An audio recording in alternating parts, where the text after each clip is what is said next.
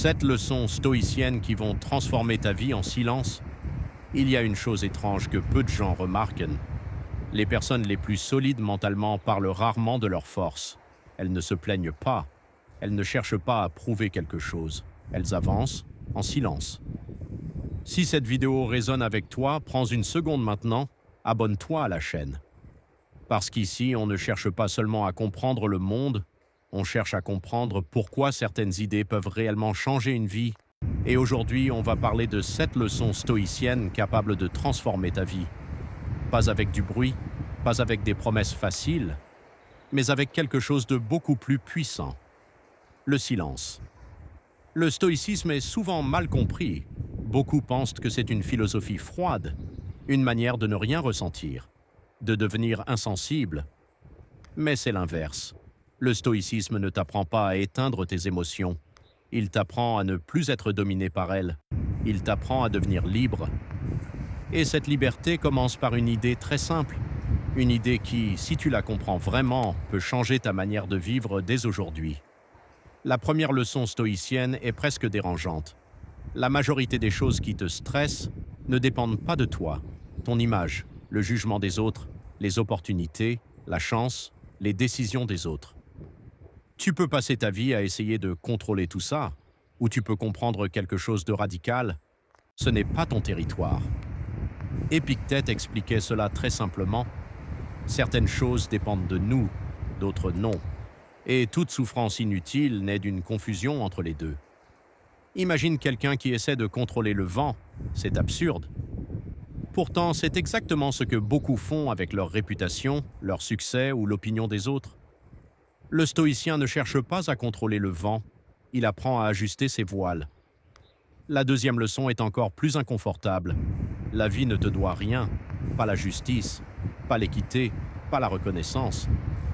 Cette idée choque souvent, parce que nous avons grandi avec une illusion. L'idée que si nous faisons les choses correctement, la vie devrait nous récompenser. Mais l'histoire humaine prouve le contraire. Des gens brillants échouent, des gens honnêtes souffrent, des gens courageux sont ignorés.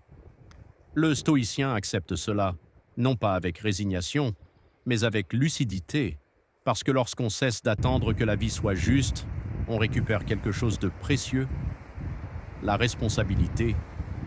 On agit non pas parce qu'on espère une récompense, mais parce que c'est la bonne chose à faire. Et cette posture crée une force intérieure que peu de gens possèdent. La troisième leçon stoïcienne est silencieuse, presque invisible. Elle concerne la manière dont tu réagis aux difficultés. Pour la plupart des gens, un problème est une interruption, un obstacle, une injustice, un signe que quelque chose ne va pas. Pour un stoïcien, c'est différent. Un problème est un terrain d'entraînement. Marc Aurèle écrivait quelque chose d'extrêmement simple. L'obstacle devient le chemin. Cela signifie que la difficulté n'est pas un détour, elle est le processus.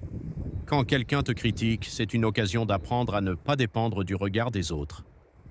Quand quelque chose échoue, c'est une occasion de développer ta résilience. Quand la vie devient dure, elle te propose une question. Qui es-tu vraiment? Pas dans les moments faciles, dans les moments difficiles. La quatrième leçon est probablement la plus libératrice. Tu n'as pas besoin d'être remarqué. Nous vivons dans une époque obsédée par la visibilité, les likes, les abonnés, la validation constante. Mais les stoïciens comprenaient une chose que notre époque a presque oubliée. La valeur réelle n'a pas besoin d'être vue. Un arbre ne pousse pas plus vite parce que quelqu'un l'observe. Il pousse parce que ses racines sont solides. Beaucoup de gens passent leur énergie à construire une image. Le stoïcien construit un caractère. Et la différence est immense. Une image peut être détruite en une journée. Un caractère prend des années à construire. Mais une fois qu'il est solide, personne ne peut te l'enlever. La cinquième leçon touche quelque chose de très profond, le temps. Les stoïciens étaient obsédés par une idée simple, la vie est courte. Pas dans le sens dramatique, dans le sens mathématique. Si tu vis 80 ans, cela représente environ 4000 semaines.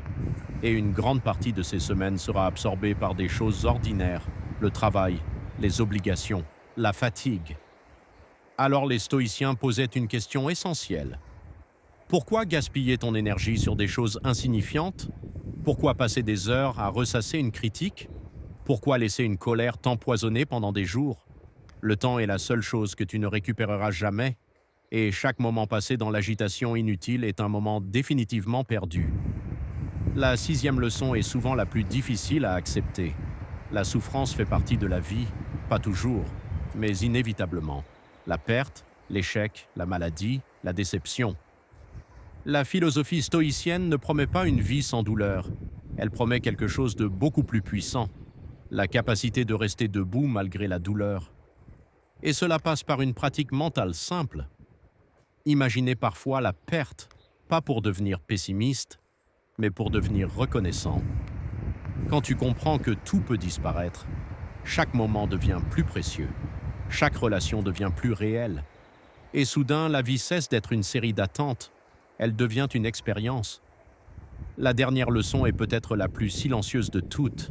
La transformation réelle ne fait pas de bruit, elle ne s'annonce pas, elle ne se publie pas, elle se construit dans des moments invisibles, quand tu choisis de ne pas répondre à une provocation, quand tu continues un effort alors que personne ne regarde, quand tu prends une décision difficile simplement parce qu'elle est juste. C'est là que ton caractère se forme, pas dans les discours, dans les choix. Et ces choix répétés, jour après jour, créent quelque chose de presque imperceptible, une stabilité, une clarté, une force tranquille. Les stoïciens ne cherchaient pas à impressionner le monde, ils cherchaient à devenir des êtres humains solides, et paradoxalement, c'est exactement ce qui finit par impressionner le monde, parce que dans un monde rempli de bruit, de réactions impulsives et d'émotions incontrôlées, la maîtrise de soi devient rare, et ce qui est rare devient puissant. Imagine maintenant ce que ta vie pourrait devenir si tu appliquais ne serait-ce qu'une seule de ces idées. Moins de réactions inutiles, moins d'énergie gaspillée, plus de clarté, plus de contrôle intérieur. La vie extérieure ne changerait peut-être pas immédiatement, mais quelque chose d'autre changerait. Ta relation avec elle. Et c'est là que la transformation commence vraiment. Pas quand le monde change, quand ta perception change. Quand tu comprends que la vraie force ne consiste pas à contrôler les événements, mais à te contrôler toi-même, c'est une révolution silencieuse. Personne ne l'entendra, personne ne l'annoncera, mais elle changera tout. Si cette idée t'a parlé, alors abonne-toi maintenant à la chaîne, parce qu'ici on explore des idées capables de transformer la manière dont tu vois la vie, pas avec du bruit, mais avec des idées qui restent, et parfois une seule idée suffit pour tout changer